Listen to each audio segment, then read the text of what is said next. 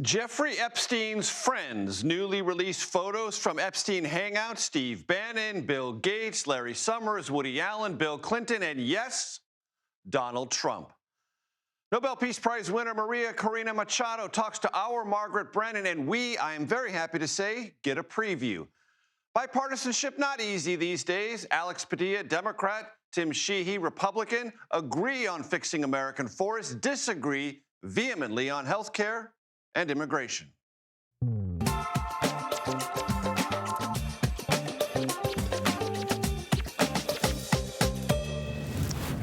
Hello, everyone. I'm Major Garrett in Washington. Welcome to the Takeout. New Epstein pictures were released today. Democrats on the House Oversight Committee were the source.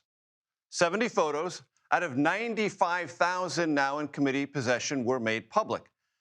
That selective release raises obvious questions about motives. A mini partisan spat has therefore ensued. Pretty predictable. The photos reveal proximity to Epstein and make vivid what all of you already know. Epstein collected friends in very high places, from business, entertainment, politics, elsewhere. Today's photos suggest no wrongdoing, but underscore the retroactive reputational harm association with Epstein then can inflict now. Next week looms quite large in this ongoing Epstein story. A new law signed by President Trump requires the Justice Department to release the Epstein files no later than December 19th. Will that happen? Will the release, if there is one, satisfy the victims or the public at large? And what, if anything, has been learned from judicial orders releasing previously sealed grand jury presentations in matters related to Epstein and his convicted accomplice, Ghislaine Maxwell? Are we any closer to comprehending the scope of Epstein and Maxwell's sex trafficking crimes, or the means by which they proliferated, and who helped finance these schemes or may have profited along the way? Those questions, not today's photos, cut to the heart, the malevolent, exploitive, beating heart of this matter that Epstein victims and their attorneys have been trying to unearth to try to get to the public for years upon years. We start tonight with Scott McFarland. Scott, what do we know? 95,000 photos have just been released from the Epstein estate to the House Oversight Committee, which had subpoenaed records from the estate. And let's just take a moment, step back, and reflect on that number. 95,000 photos of anything is quite a tonnage.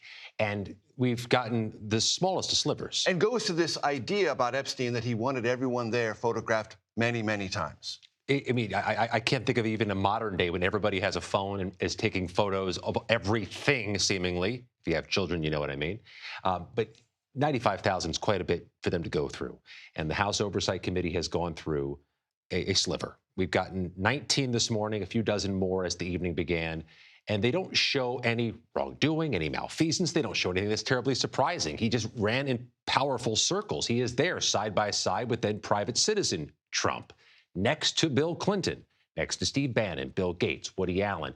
But I think what the Democrats on the panel are trying to do here, Major, is underscore the imperative nature of what's supposed to happen next Friday, which is the release of all the files so we can see who else was running in the same circles as Jeffrey Epstein and whether those other people may have any culpability for those horrific crimes. How about these grand jury orders releasing information? Have we learned anything from that process, Scott? Talk about bonkers.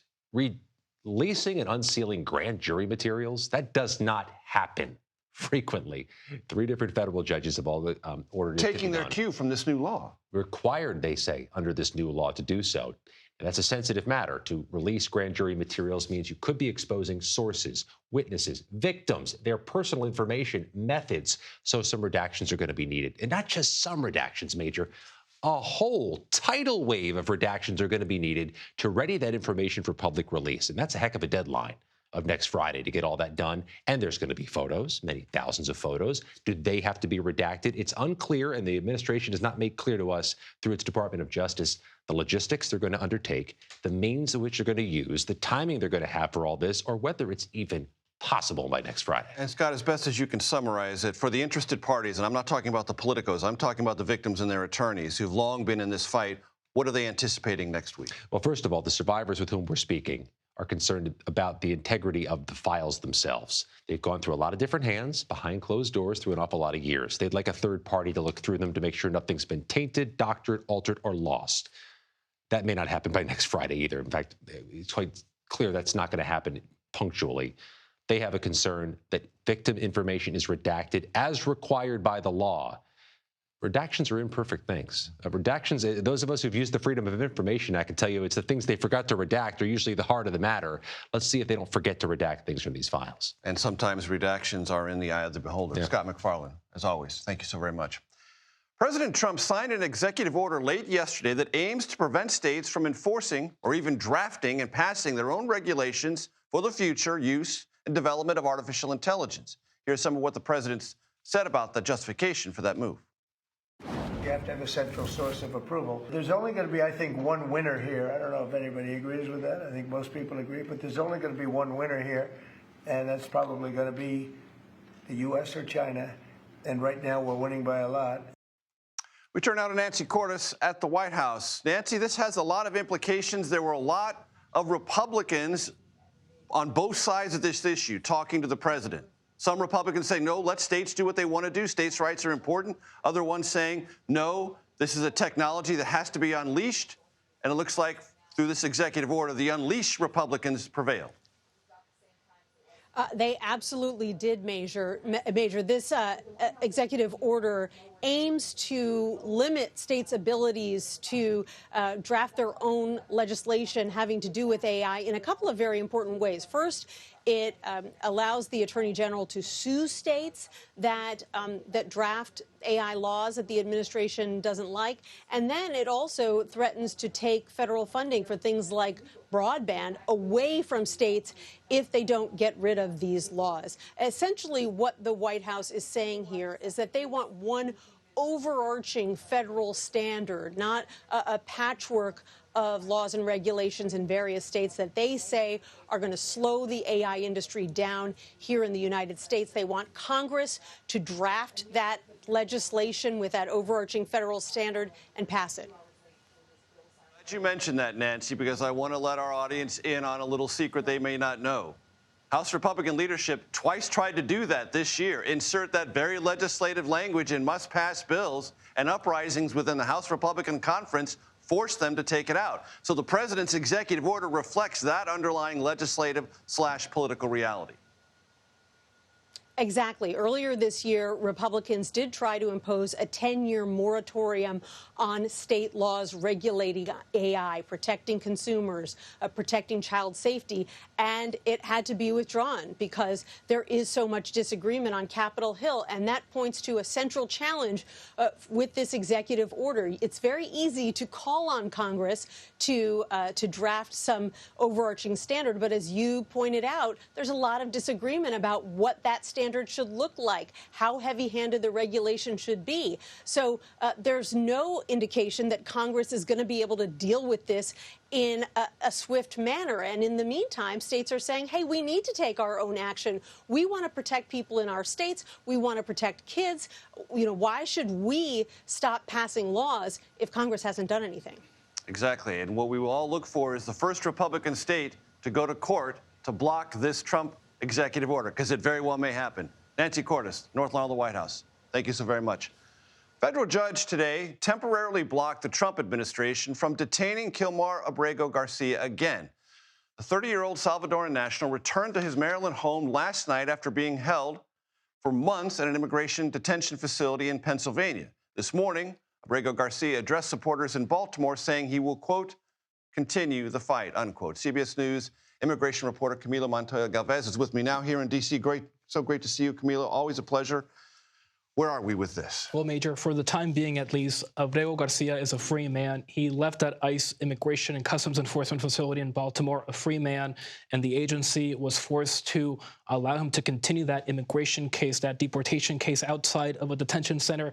He had been held in ICE custody for the past few months as the Trump administration had been trying to deport him to several African countries, most recently Liberia, which it says has agreed to offer him refugee status for the time being.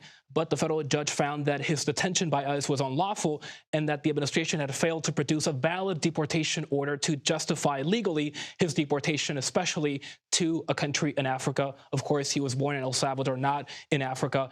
For the time being, he's free, but he still faces that civil deportation case and also that criminal case because, as you know, even though the administration admitted that it wrongfully deported him to El Salvador back in March against a judge's order, it only brought him back to the U.S. so he could face criminal charges related to allegations that he transported and smuggled undocumented immigrants along the U.S.-Mexico border. He has pleaded not guilty to those charges, but that criminal trial is set to start next year. And as I read through some of the judge's ruling yesterday, there was pretty harsh language about the administration not representing facts credibly to the court about its intentions, about the intentions of Costa Rica, about other alternatives to the one the administration seemed, this might be an inflammatory word, hell-bent on pursuing. Well, the Trump administration has maintained in court and in the court of public opinion that it needs to send this man to a country in Africa, even though the government in Costa Rica has said that it is willing to take this man and offer him refugee status. And despite the fact that Abreu Garcia and his lawyers have said that that is an option he actually wants to take, he is willing to go to Costa Rica and be offered refugee status there. It is a relatively safe country in Central America that is Spanish-speaking, just like he is. And so that is something that appeals to him and his family. But the administration has said that that option is no longer on the table, despite the fact that the Costa Rican government has come out publicly and said it is still very much an option. And under what conditions will Kilmar Abrego Garcia be living in Maryland? Does he have any restrictions or an anklet or anything like that? ICE did fit him with an ankle tracking device so it can monitor his movements while that immigration case proceeds civilly and while that criminal case starts next year. The administration does that routinely, we should add, for people that it releases from ICE custody pending the adjudication of their cases. So it is not uncommon for immigrants to have ankle bracelets. At the same time, we know that this is a very high-profile case, and so the ankle monitor is a very interesting fact, but it is not uncommon. Camila Montoya Galvez with all the details, as always. Thank you so very much. Still to come on the Takeout, Senators Alex Padilla, Tim Sheehy. They have a bipartisan effort to improve wildfire disaster aid and preparation, meaning how we prepare and deal with wildfires should they occur. They also have thoughts on the stalemate going on in the Senate and House on health care, plus Venezuelan opposition leader Maria Corina Machado. After almost a year in hiding, the Nobel Peace Prize winner speaks exclusively to our Margaret Brennan, following a secret mission to get her out of Venezuela to accept that prize. And our strategist panel tackles health care and Republican lawmakers in Indiana doing something that doesn't happen very often, defy President Trump. The topic, redistricting. That and much more. The Takeout returns in 90 seconds.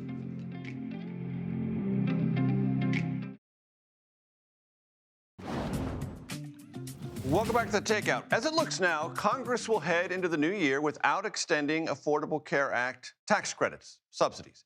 I sat down with Republican Senator Tim Sheehy of Montana and Democratic Senator Alex Padilla to discuss that matter, as well as a piece of legislation they've drafted to deal with American forests, wildfire protection, and preparation. Here's part of our conversation. Senators, 2 votes yesterday on extending Obamacare enhanced tax credits. Is that the end of it, meaning these things are going to go away and Americans are stuck? Senator Thunes, I think, correctly stated that at this point we need to find a 60-vote threshold solution to fix this problem. It doesn't look like we're there, so then we're going to keep working through next week and see if we can get something done. Is this a dumb and dumber, like you're telling me there's a chance situation, or is there really not going to be a resolution before these expire? I couldn't tell you. Senator Padilla? I think the ball's in Republicans' court. The spike in cost, the spike in premiums is absolutely avoidable.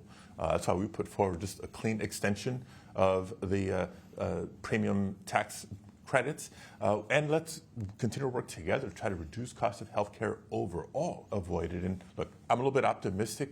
A couple months ago, when we first voted on the Democratic plan, a couple Republicans crossed over, voted with us. Yesterday, there was 4. And so maybe in time, with a little bit more outreach, a little bit more sharpening of the pencil, we can pick up the sufficient bipartisan support. What if you went from 3-year extension to 1 year? Look, I'd be open to that if that means getting, people avoiding this fiscal crunch and not being able to avoid health care. Would 1 year work for you? I think that the reality is, like Alex said, both sides, I truly believe both sides want to bring down the cost of health care. I mean, that's at the end of the day the goal here. Right. Now, we can say... But you know and I know that's a complicated argument. Sure, it's a lot of policy and a lot of that's how we got here, there. though. But that's how we got here. Was this is so complicated, let's just kick the can. And then we kick the can a year, in 2 years. That's how we got to $38 trillion in debt. That's how we got to expensive health care. This is complicated. So both sides want to bring it down. Both sides want pre-existing conditions covered. Both sides want Americans to have access to affordable and good health care. Quality health care. Exactly. But clearly what we've been doing on affordability hasn't worked. And if we're going to keep saying, well, this is too hard to solve, let's extend it 2 years or 3 years or 4 years, at some point we're not going to solve it. So I think we're not going to solve it the next week. I think that's pretty clear. There's going to be an interim solution of some kind.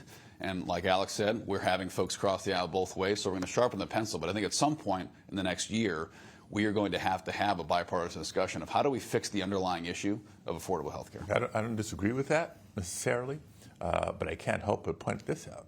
Look, we've come to the table with other ideas on how to reduce the cost of health care, whether it's tackling the cost of prescription medicines, for example, or imagine inserting a public option. Right, more competition in this space is good for everybody, including in our effort to bring down costs. But for 15 years, I've been hearing repeal and replace and repeal and replace. Republicans, with all due respect, have gotten really good at repeal. Haven't done it, but you talk a good game. But I've never seen a proposal on the replace side. 15 years. Yeah, truth is, Republicans are in control now. We owe. He's correct about that. Yeah, last part. Sure. You agreed with that. We owe the American people a plan, a cohesive plan from our side. There's no question we do. And I think our conference has been vocal about the fact that we need to be for something. And that's next year. I want to ask you an open-ended question. Finish this sentence for me. Immigration policy under Trump 2.0 in 2025 did what? Secure the border. Anything else? Secure the border was the #1 priority. That's what he ran on. That's what's happened. Any other things come from that policy and its implementation other than securing the border? Drop in crime. Senator Padilla? Look, I think it's created terror and fear in communities across the country, and there has not been a real drop in crime. Actually, to the opposite. When you start diverting resources, not just within the Department of Homeland Security, but even in the Department of Justice, to immigration enforcement that has by and large detained, deported, nonviolent criminals, and you're taking your eye off the ball of human trafficking, drug trafficking, other heinous crimes, because the task forces, the folks in charge of enforcing those laws are redirected to other assignments. I am really worried, not just about potential for additional heinous crimes domestically, but our national security, because the Department of Defense has been brought in to this enforcement as well. Senator Sheehy, do you believe this administration has only gone after the worst of the worst? I think any response to 10 to 15 to 20 million illegal immigrants coming into the country, whether they're migrant workers or whether they're transnational criminal organizations, that was a very messy few years. I don't think anybody can argue that having hundreds of thousands of people cross in a disorganized, unvetted way created a huge problem. And I don't think it's reasonable to expect that fixing that problem is somehow going to be perfectly executed and perfectly orderly. That was a mistake that the Biden administration made. That was a bad decision that the American people said in November 5th, 2024. They didn't like that decision. They didn't believe that having, we don't even know how many, that's the scary part, 5, 10, 15, 20 million people flooding into the country in a very short period of time was good for America, good for our economy, or good for our safety in our streets. So I think solving that's going to be tough. And I don't think anyone said it was going to be perfect. All three of us care a great deal about the western part of our country. I grew up there. You represent Montana, California. Forests are a huge issue. Fire is now a preeminent concern for those who govern western states, those who live in western states, those who insure western states. What can Washington do to change the status quo, which is clearly not working? Senator Padilla. Well, it's an issue I've been working on for years. I do think the tragedy, we're coming up on the 1-year anniversary of the Palisades Fire, the Eaton Fire in the San Gabriel Valley, as really the impetus for enough is enough. There has to be a better way, and pulling together a lot of the great ideas, suggestions, and best practices into a bill that we worked together on, known as the Fix Our Forest Act. different than a House version by the same name, but a truly bipartisan, thoughtful bill that puts us on offense when it comes to preparing for, mitigating, or responding to wildfires, to help build more resilient communities, because it's not just rural areas that are burning up. Senator Sheehy, if that legislation becomes law, what's different? How does it change things? It's going to open up more active management of our forest areas, especially those adjacent to high population, high risk fire areas. And I think what we've seen over the past century, as we do in, I guess, all areas in America, as we try to decide what our policies are going to be regarding any particular subject, the pendulum swings. And early in the century, the pendulum swung far to one direction, which was our forests are a resource, cut them all down. So the correction of that was, let's protect all of our national landscapes completely. And we overcorrected. And default to protection always. And we overcorrected. We got to the point where, all right, don't touch these forests, don't cut down trees. So I think the management of our forests, the pendulum swinging back, we're realizing we can't just put a chain around our forests, put a padlock on it and say don't touch. Because now we're seeing one of the outcomes of that is excessive fuel load, no road access to fight fires, no cohesive policy for protection around our communities. You can catch the rest of my conversation with the senators on YouTube or your favorite podcast platform. Next, CBS News' conversation with Venezuelan opposition leader and Nobel Peace Prize winner Maria Corina Machado. That's next, right here on The Takeout.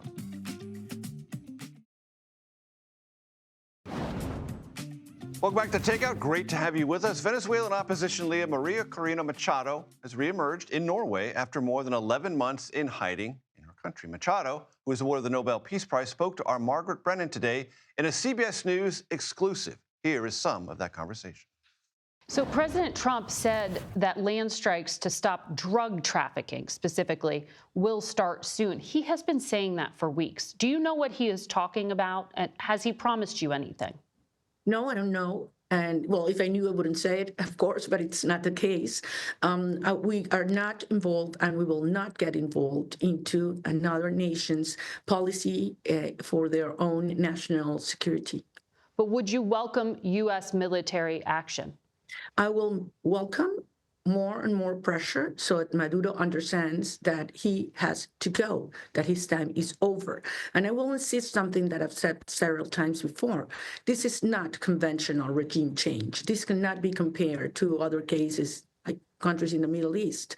We had an election. Mm-hmm. Regime change was already mandated by over 70% of the population.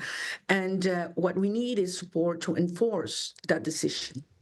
How do you square military action with receiving a peace prize? Are we at the point it's necessary? What we're fighting for is precisely freedom in order to have democracy, and democracy in order to have peace. And in order to maintain freedom and to achieve freedom, you do need strength. The contrary would be the peace of the dead, in which you have a country under absolute, oppression and simply given in. And that's not the case. It's absolutely absurd that you see a regime, a criminal regime like Maduro, that gets support from Russia or from Iran, and then as a Venezuelan people not to ask support from democratic countries and democratic leaders. That's absolute absurd. We do not have arms. We have our will. We have the power of organization and the power of love, which at the end, I have to say that peace is ultimately an act of love. CBS News Chief Foreign Affairs Correspondent, the moderator of Face the Nation, Margaret Brennan, is here with me now, and I'm very happy that's true. Margaret, there was something that she said very early on that I think is important to note. She was making the argument this is not conventional regime change. She is not unaware of American politics, the politics within the MAGA movement. That seemed to me to be a very intentional declaration on her part. It absolutely is. And Maria Corina Machado knows that she is speaking to Americans. This is her first broadcast interview with an American network since she won that Peace Prize and went through that perilous journey across sea and land and air covertly to get there, to make this statement in Norway. She is definitely speaking to the politics of the moment. And this is really where it is tricky, because she is very much an inspirational figure to her followers. You saw those beads around her neck. That was a rosary. She said she'd received about 30 of them in past days from supporters on the streets who came and see her as this inspirational figure. Can she sell what she laid out there, that this is virtuous, that military force, if used to support her movement, would be worth it for the American people, or military force, as she references there, that the United States says is in their own national interest? And this is where we don't quite see clear messaging yet from the Trump administration, even if they're completely sold on that premise. You see building pressure, though, on the Maduro regime. You hear messaging from the Trump administration that he is synonymous with the drug cartels and even a leader of one of them, something that other governments don't agree with. But she is trying to make the argument here that this is not Afghanistan. This is not Libya. This is not the Middle East. America, don't be afraid. Many Americans are being introduced to her for the first time and may wonder, okay, she was there in hiding, then she went to Norway. Where is she now? Is she coming back? How would this person do what you just suggested she needs to do, amplify her voice and become more visible and not be so afraid? Right. And even, does she need to go back? She says she does, and she intends to, though she did share with us she has some health issues and family issues she has to take care of. So it's not imminent that she is returning.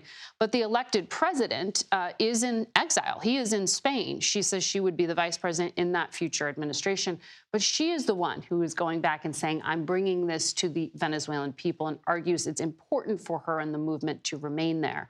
Now, she has been in hiding in part because of this regime crackdown. She told us in the interview that that has gotten even more severe, the crackdown on any kind of criticism or civil disobedience. Maduro has been in power for 13 years, Hugo Chavez before that. They have really cracked down on civil society. One of the very first things they did was revoke the TV licenses of broadcasters to stop journalists from reporting the truth.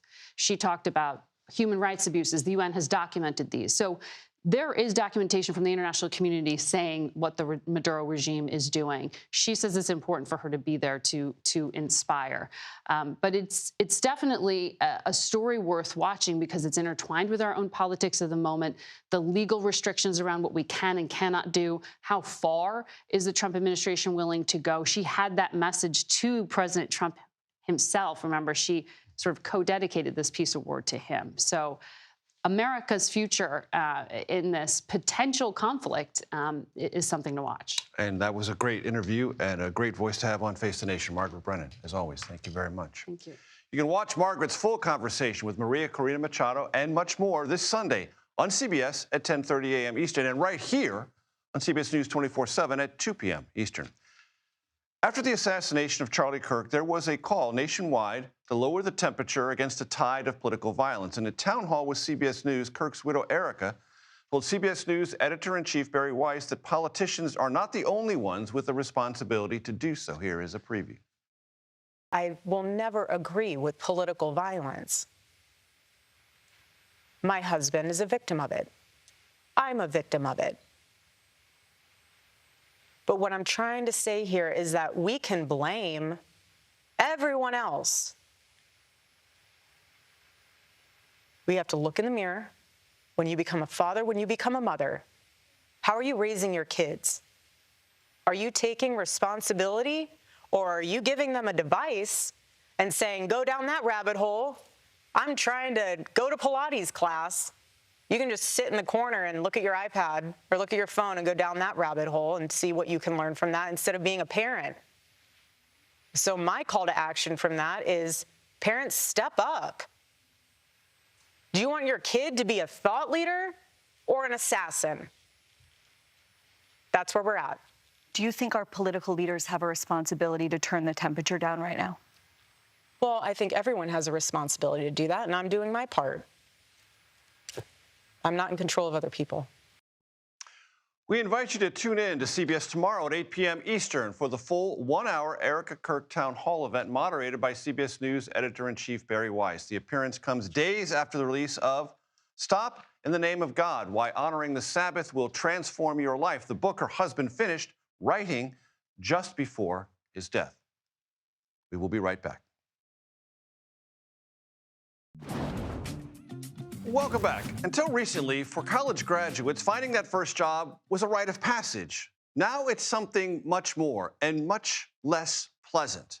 New York Times reporter Jodi Kantor's got an upcoming book, How to Start, which looks at the difficulties these college graduates right now are finding as they try to begin their career. Here is some of my conversation with her about those difficulties and how artificial intelligence plays into them. As bluntly as you can describe it, tell my audience what the typical college graduate encounters with looking for a job and artificial intelligence as an intermediary. Thank you so much for asking, because for people like you and I who are older, it is so hard to understand what they're facing. I actually want to read you something that a student wrote because I want to do it in her voice, not mine. This is from Alejandra Diaz Pizarro. She graduated from Columbia last spring, so great student, great school. To describe the feeling of applying for a job right now, she said, "The main way I describe it is demoralizing. It's spending days infinitely tweaking your resume so that whatever AI screening bot is doing the first round culling won't immediately toss yours out. Even talking to a real person on the other end feels like an achievement. It feels like tossing your materials out into a void, pressing send on applications, the majority of which you'll never hear back from, while hearing from the news, from the adults around you, and from your peers just how bad the job market is." And Major, what I really want to stress is it's the lack of interaction with real people that is so disquieting, because we've been through a million down economic cycles before. This is a little different. Not only do these students fear that AI is restructuring the economy and wiping away entry level jobs that used to exist, but when they apply for jobs, it's really hard to talk to anyone because AI is doing a lot of the interviewing in the first rounds. So they describe it as dehumanizing, degrading, and discouraging. And Jodi, I would imagine some of these students might try to turn to AI, to talk to AI to help them through this. Does that happen? Exactly, you've got it. There's like a computer to computer dialogue happening here where students are told that they have to essentially game their resumes for AI. So the cover letters they're writing, Major, are not the ones that you and I were taught to write that are meant to be friendly and insightful and engaging. They're like formulas that are designed to hit certain things. Then those resumes are talking to the employers side of things. And also, what I've learned is that neither side really likes this, because if you're an employer and if you're looking for a promising young person, first of all, you're getting 800 resumes at a time because the technology is enabling young people to kind of mass apply for things, even things that might be wrong for them. And second of all, employers are saying, how am I supposed to differentiate? How am I supposed to figure out the best human being for this position through this kind of technological fog?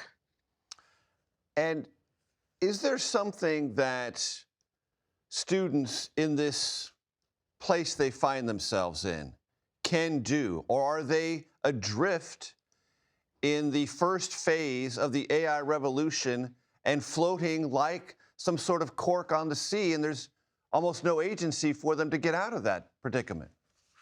I've become obsessed with that question, and I feel like we all have to help because things are so hard. I feel like we need to bring these students, these graduates, these 20 somethings, everything we have, not with any false optimism or kind of slick advice, because that will get us rejected immediately. Um, but with time tested wisdom that can help them face these challenges.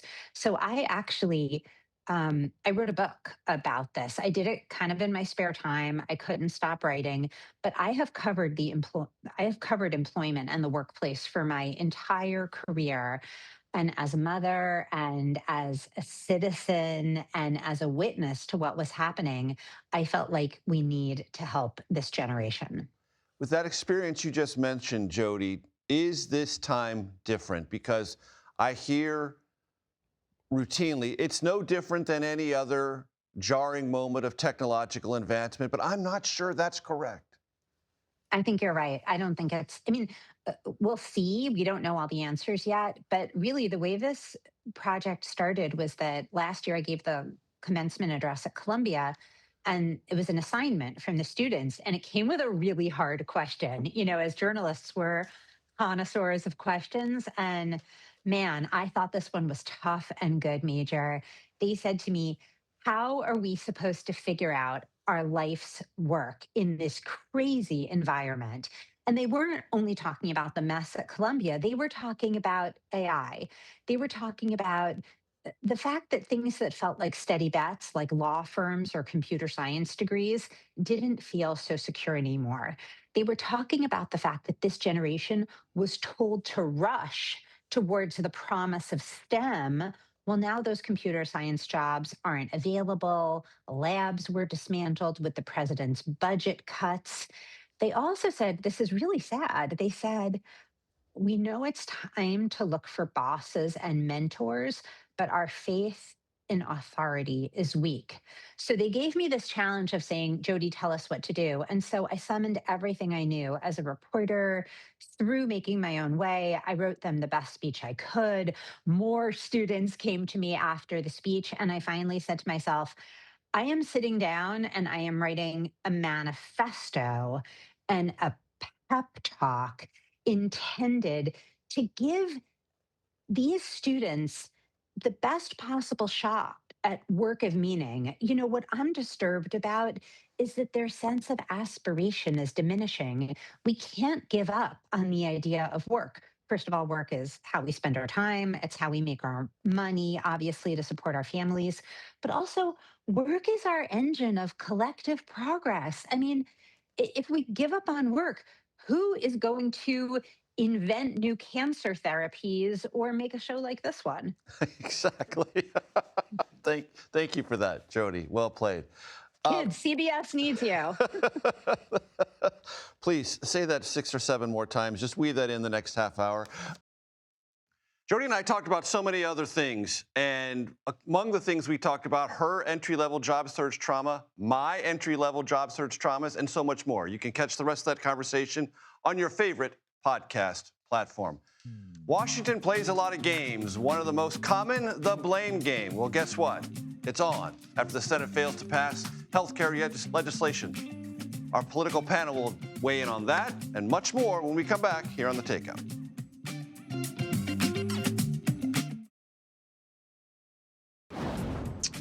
Welcome back. About the stalemate regarding the future of enhanced Obamacare tax credits, well, lawmakers have thoughts. Not solutions, thoughts. So our political panel's here. I'm so glad to say that. Democratic strategist and co-founder of the Progressive Change Campaign Committee, Adam Green, and former Republican senior congressional aide, Rena Shaw. Adam, I'm glad to have you here. It's great to have you. Give me your readout on where things stand. Yes, it's a messaging thing for Democrats in the Senate and the House on the extended Obamacare subsidies. Do you think there's any resolution between now and next week? No. I think what you just said, what we thought we had here no longer exists, was actually symbolic of people's health care in America. And like it was jarring for you, it will be more jarring for them when they lose their health care or have to pay $15,000 more for it. I think that will be the dominant message coming across by Democrats in the next election. That being said, in the Beltway, I would offer a critique of Democrats at this moment as well. You know, if you think back to— Which you're not shy about doing. Not shy about doing when it's warranted. And, you know, if you think about the huge leverage the Democrats had during the government shutdown, even Donald Trump admitting that Democrats were winning the fight, big election victories, you know, right then. And Chuck Schumer allowed his caucus to pull the plug for the promise of a vote this week, which failed. So we really got nothing at our best moment of leverage during the entire Trump administration. And that's, you know, a pox on their house as well. Let me just put pressure on that a little bit. Should shutdowns be used for leverage? Yes. Okay. Rita, I'm sure you have thoughts. Lots of thoughts on that, because we saw a double flop in the Senate because it was Democrats essentially who missed that moment for that 3-year ACA extension. I mean, it bombing at what, 51-48? That's no good for them. Where's the next opening? And then, of course, Republicans also bombed too. There was that HSA swap that they had, that cratered, and they needed something like 60 votes for that, of course. Which right? they both needed 60 votes, but the Democratic alternative got 4 Republicans to cross over, And the Republican idea had one Republican defection. So Well, these are at the margins, but Democrats did a little bit better. Adam? Yeah, I mean, look, who has the messaging win going into the next election if things remain the status quo? Democrats. Again, it's bad now. It'll be even worse come January when people's health care bills go up $15,000. But again, I think when it comes to just leverage in D.C. Whip, because see, the numbers is what the Republicans didn't have together. And this was also kind of really inside baseball on that HSA swap cratering, because they didn't want it to be highlighted, right? What they really wanted is the Democrats to look silly. And now, in essence, what we're going to see is the average American family is going to pay something like over $800 a year more. That's a really big problem. I don't know how Republicans message this when there's plenty of time for Democrats to come back and say, this was all your fault. There's only 19 days left before December 31st. How does it get solved? I don't think so. What I see here is that both sides are posturing for the midterms instead of compromising. And then they're not paying attention to states like Indiana, where about 300,000 people rely on these kinds of plans. How are they going to explain it? Rena, we did not rehearse this during the break, but you just said Indiana. Thank you for saying that, because that sets up our next line of conversation, which what happened or didn't happen in the Indiana Senate yesterday. Under extreme pressure from the President of the United States, the Vice President of the United States, the Indiana Senate said, no, we're not going to draw new congressional lines. We're not going to redistrict, and we're going to defy the White House. But in the part of that conversation, I want to play, if we can, control room, warn me if we can't, sound from Mike Gaskill, who's a member of the Senate Republican caucus in Indiana, using some pretty inflammatory language about what the stakes of this conversation were. Please, let's listen. These guys, I submit to you, have started a political war, and they intend to win. Do you have the will to fight back? You may not like the war analogies. I apologize if it offends anybody, but let me tell you, we've heard them talk about if you can't win your election on the merit of your ideals, you don't deserve to hold office. Look what the voters of Indiana have told the Democrat Party in recent years. But they're determined to win anyway. Do you have the will to stand in the gap and fight back?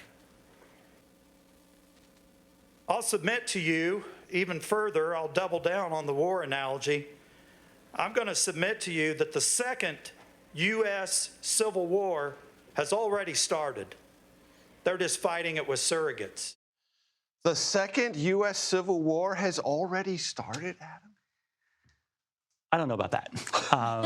Let's hope not. But it says revisit the history. It's awful. You know, we're not used to having Republican on Republican or Republican on Trump action these days.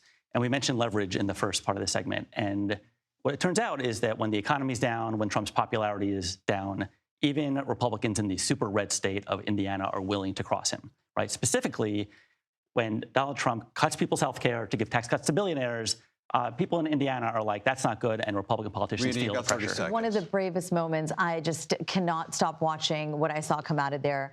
This was 21 Republicans. That's more than, I believe, a third of their supermajority. And those people joined 10 Dems to kill it. They shrugged off death threats, pipe bomb scares. Doxing. And even Trump's ex-rants, which vowed primary bloodbaths. That is no joke. I want people to understand that. This is not just a Hoosier headache. It is a gut punch to the national gerrymander wars. As somebody who fought for fair maps in Virginia, my heart skipped a beat. Adam Green and Rena Shaw, thank you very, very much. Happy Friday, everyone. This is The Takeout, relentlessly curious, reliably civil, occasionally clever. The Daily Report coming up next.